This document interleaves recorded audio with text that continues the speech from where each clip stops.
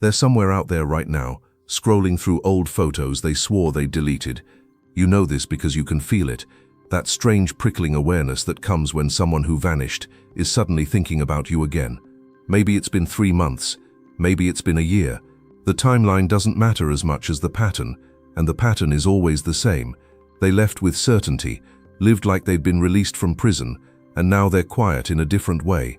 Not the quiet of peace, the quiet of someone who just realized what they threw away. Actually, let me be more specific, because I think we pretend this is more mysterious than it really is. There's a moment that happens in most of these situations, and it's so ordinary you might miss it. Someone is at a dinner party, or waiting for their coffee, or driving home from work, and a song comes on. Not even a special song, just something that was playing in the background during a random Tuesday 6 months ago. And suddenly their chest feels hollow, not sad, exactly, hollow, like they're wearing a coat that used to fit and now just hangs wrong on their shoulders. They don't cry, they don't call, they just sit there with this growing suspicion that they made a mistake they can't unmake. I don't have all the answers on what happens in someone else's head after they walk away from you, but here's what I've seen enough times to recognize the architecture. The person who leaves doesn't immediately regret it. That's the part that hurts the most, isn't it? They seem fine, better than fine. They seem liberated. You're the one picking yourself up off the floor while they're out there acting like they just dropped a weight they'd been carrying too long. But there's something the Stoics understood about human psychology that modern relationship advice completely misses. We don't process loss when it happens. We process it when the substitute fails. Think about it like this. You ever notice how a city looks different when you're leaving versus when you're coming back? Same streets, same buildings, but the emotional texture is completely inverted. When you're leaving, everything feels small, restrictive, like you're escaping something. When you're coming back, especially after wherever you went didn't work out, those same streets feel like they're holding something you can't get anywhere else. The city didn't change. Your nervous system did. And that shift, that realization that you were running from the only place that actually felt like home, that's not something you can rush. It happens on its own clock, and it's merciless.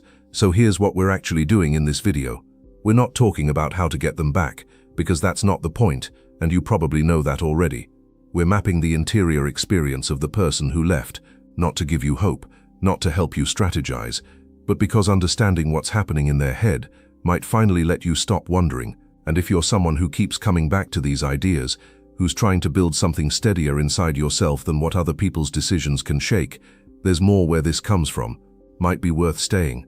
So when did it actually start? Not the breakup itself.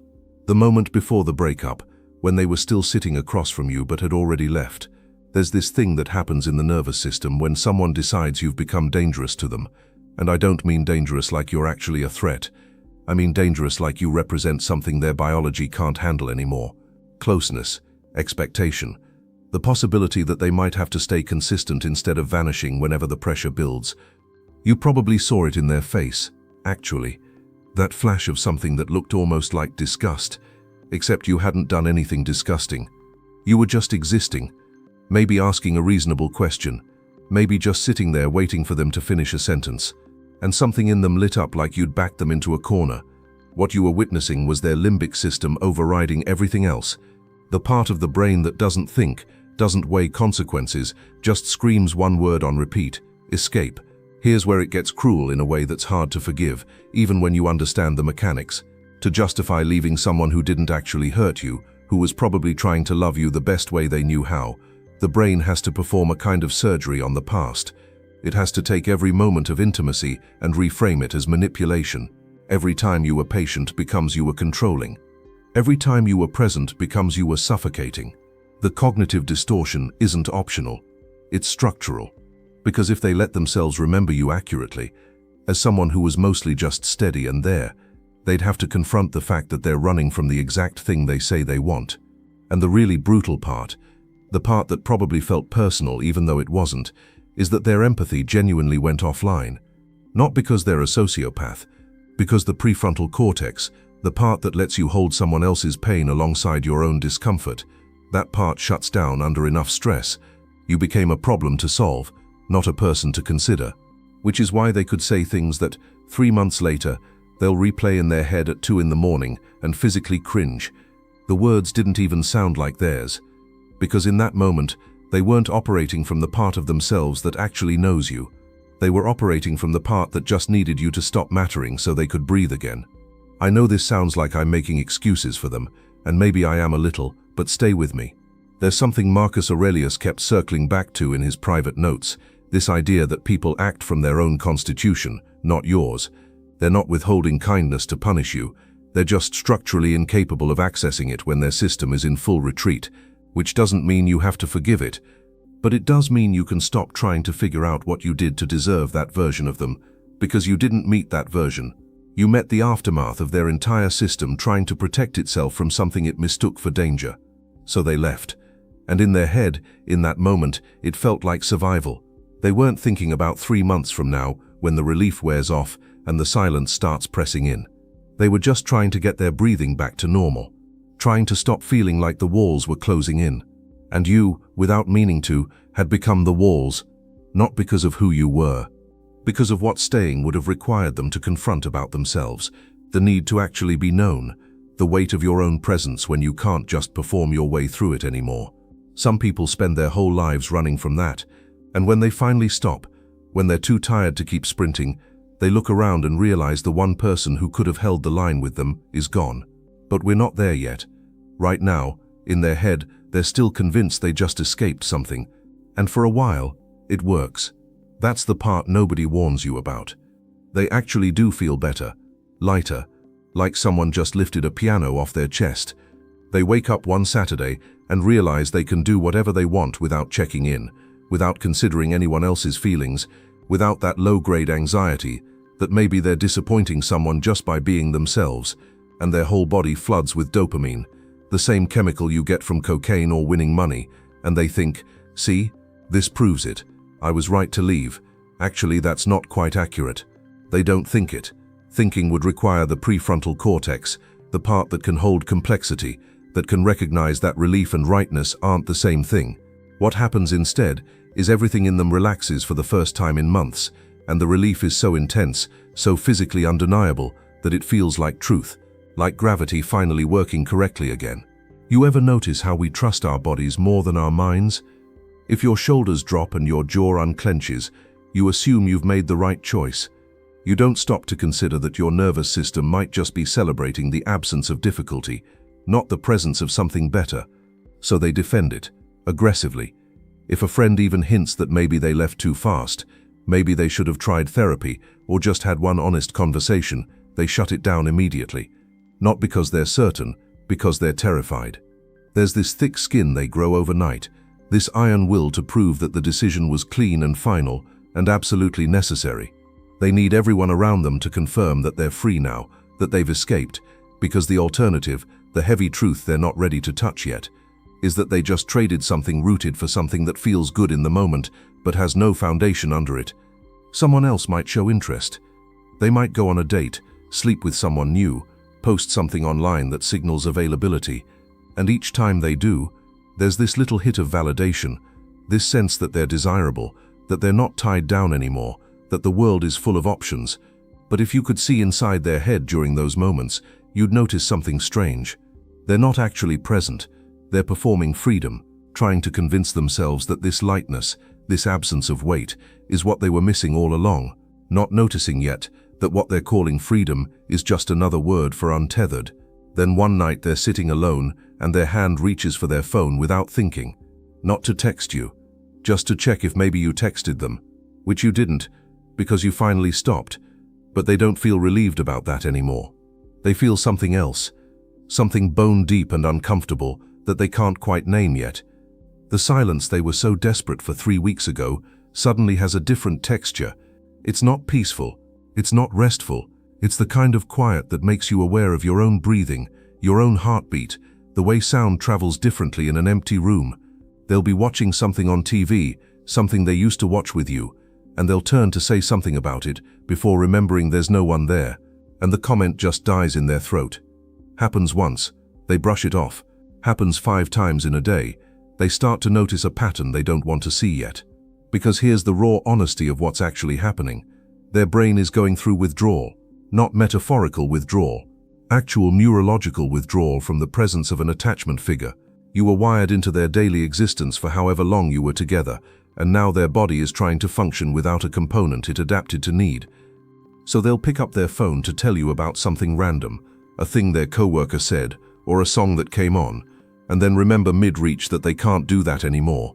And each time it happens, there's this little jolt of loss, small enough to ignore once, undeniable when it keeps repeating. No, that's not quite right. It's not just repetition that makes it undeniable. It's that the context shifts. At first they think they're just breaking a habit, like when you quit coffee and still walk to the coffee maker on autopilot. But then one night something actually good happens, or something actually bad happens, and their first instinct is still to reach for you. And that's when the clarity starts creeping in. The stripped-down truth they've been avoiding. They didn't just lose a relationship. They lost the person who their nervous system registered as home. And all this freedom they've been celebrating, it's just isolation with better marketing. So naturally they try to fix it. Someone new, someone easier, they tell themselves. Someone who doesn't ask difficult questions or need them to show up in ways that feel like too much work. And for about 2 weeks, it's exciting. New body, new conversations, new patterns that haven't calcified into expectations yet. They feel uncaged again, sovereign over their own time. All that breathing room they thought they needed. Except they can't stop comparing. And I don't mean they're consciously thinking about you while they're with this new person, though sometimes they are. I mean their brain is running a background program they can't shut off, measuring everything against a template they didn't realize had been installed. The way this new person laughs doesn't land the same. The silences feel hollow instead of comfortable. Even the good parts, the easy parts, feel too easy, like drinking flat soda when you were expecting something with carbonation. There's this moment that happens, usually during something that should be intimate, where they catch themselves feeling nothing, not bored, exactly, just absent, like they're watching themselves go through motions that used to mean something but now just feel like pantomime. And they'll try to push through it, convince themselves it's just adjustment, that intimacy takes time to build. But the truth sitting in their chest, getting heavier each day, is that they're not building anything. They're just trying to recreate something they destroyed, and the substitute keeps revealing itself as exactly that, a substitute. Actually, I think the worst part isn't even the comparison. It's the realization that what they wanted, that weightless feeling of being unburdened and released from obligation, that wasn't freedom. It was just shallowness with a better brand. Because depth requires weight. Connection requires showing up, even when it's uncomfortable. And this new person, who seems so much simpler, so much less demanding, they're not less demanding because they're more compatible. They're less demanding because they don't know you well enough yet to need anything real from you. And the moment that clicks into place, the moment they understand that easier just means more surface level, something inside them starts to break they didn't know could break. And then their memory starts doing something they have no control over. All those things that felt suffocating when you were together, all the reasons they had to leave, those start fading like old receipts left in the sun. Not immediately, not all at once, but gradually, selectively, their brain begins erasing the friction and keeping only the warmth. There's actually a name for this: fading affect bias. Negative memories lose their emotional charge faster than positive ones. Which means 6 months out, they can remember the fight you had about their mother visiting, but they can't remember why it made them so angry. They just remember your face across the table, the way the light hit your coffee cup, how you always ordered the same thing. They'll be driving somewhere, nowhere important, and a memory will surface that they haven't thought about in months. Something small. The way you used to leave notes in their jacket pocket, how you knew exactly how they liked their eggs, without asking. That specific sound you made when you were laughing so hard you couldn't breathe, and suddenly you're not the person they needed to escape from anymore. You're the person they can't believe they walked away from. I know this sounds like it should feel good if you're the one who got left, like some kind of cosmic justice finally catching up to them. But here's the thing I didn't expect when I first started understanding this pattern. The version of you they're missing isn't even you anymore. It's a ghost. A highlight reel their brain assembled from selected footage, with all the difficult parts edited out. They've put you on a pedestal so high that no actual human being could survive up there, including the real you. Which means even if they came back, even if they showed up tomorrow with flowers and apologies, they'd be coming back to someone who doesn't exist. And somewhere in their chest, underneath all the longing and the regret, There's this raw knowledge starting to take shape. Not guilt, which would at least motivate them to try to make it right. Shame, the kind that makes you feel fundamentally broken, because guilt says you did something bad. Shame says you are something bad. And once that feeling gets its hooks in, it doesn't matter how much they miss you.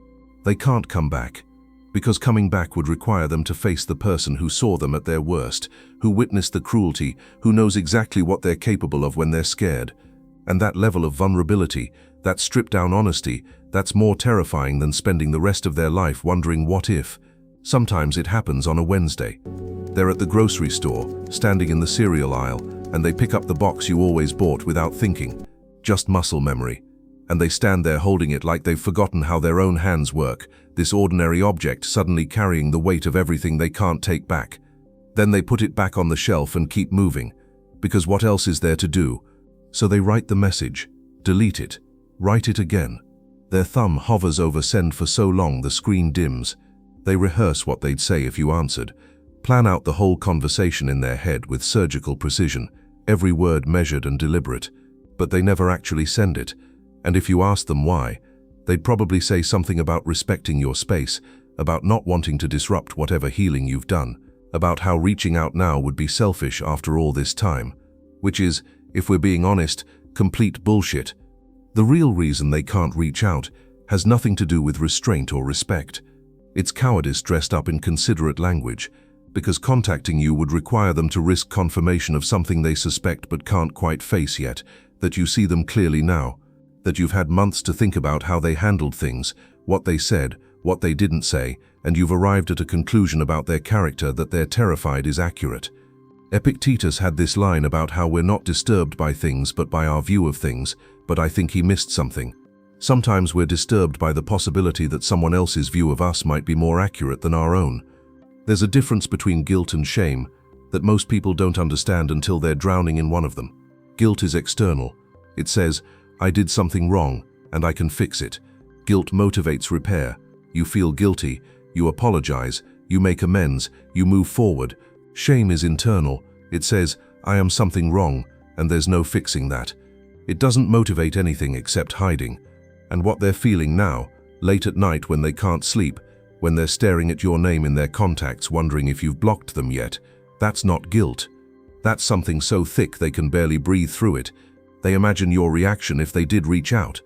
Maybe you'd be kind, which would somehow be worse, because kindness would mean pity, and pity would confirm that you see them as small and broken. Maybe you'd be angry, which at least they could understand, could maybe even argue against. But what if you were just indifferent? What if enough time has passed that you've genuinely moved on, and their apology would just be an inconvenience, a reminder of something you've already processed and filed away? That possibility, that they've become irrelevant in your story, that's the one they can't survive. So they tell themselves they're being patient, giving you space, waiting for the right moment, when really what they're doing is hiding behind a composed exterior while their insides are screaming. They'll see something that reminds them of you, feel that calculated stillness crack just slightly, and think, today, I'll message today. And then their hands start shaking, and their throat closes up, and they convince themselves that tomorrow would be better, next week, next month, when they've figured out exactly what to say, when they're sure you won't hate them, when that feeling has faded enough that they can pretend to be someone worthy of your attention again. Except that feeling doesn't fade, it accumulates, and every day they don't reach out makes the wall higher, the gap wider, the possibility of return more unflinching in its impossibility. And here's the part that doesn't get talked about enough, the heavy truth that settles in after all the drama fades and life just continues happening.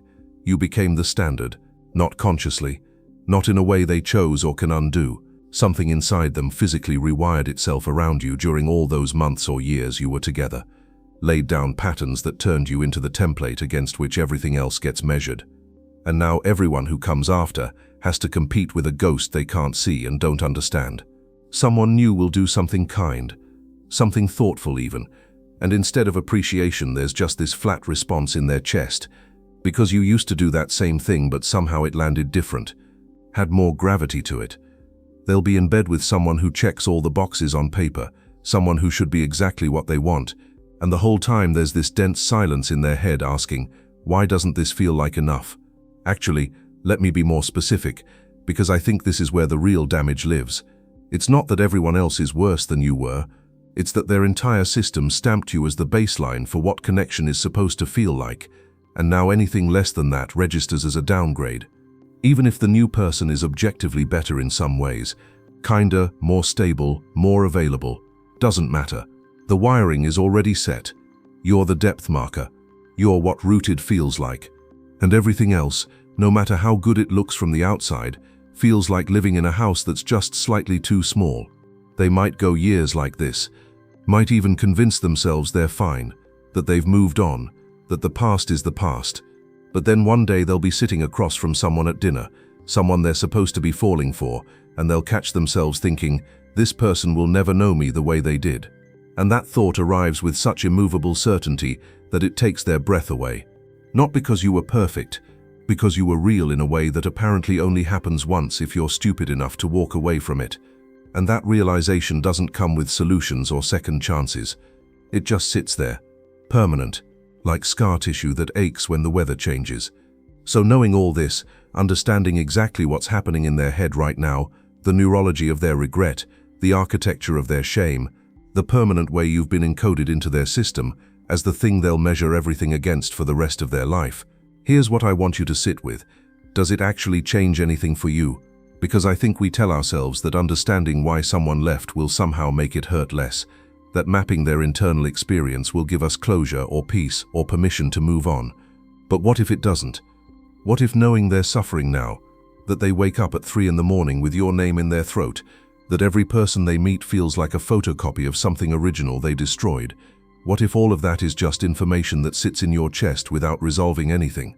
I've been turning this over for weeks now, and honestly, I'm not sure there's a clean answer here. The Stoics had this obsession with distinguishing between what's up to us and what isn't. And their regret, the way they turned you into a ghost they'll chase for years, none of that is up to you. You can't absolve them, you can't unbreak what they broke in themselves. Actually, scratch that. You probably could absolve them if they asked, but they won't ask. And even if they did, I'm not convinced it would fix anything. Because here's what I keep coming back to. Bitterness has a price, and it's usually paid in the currency of your own peace. So maybe the real question isn't whether they regret it.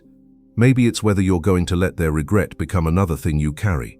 Whether you're going to keep checking if they've learned their lesson yet, if they've suffered enough yet, if they finally understand what they lost, or whether you're going to set that weight down and walk away from it the same way they walked away from you, except with something they never had, actual clarity about what matters. I don't know. That's yours to figure out. I'm still figuring out my own version of it, if I'm being honest. Look, if this landed somewhere useful, the channel's free to subscribe to. Doesn't cost you anything, but it helps me keep making these more than you'd think. And if you got something out of this, even just one idea that stuck, leave a like.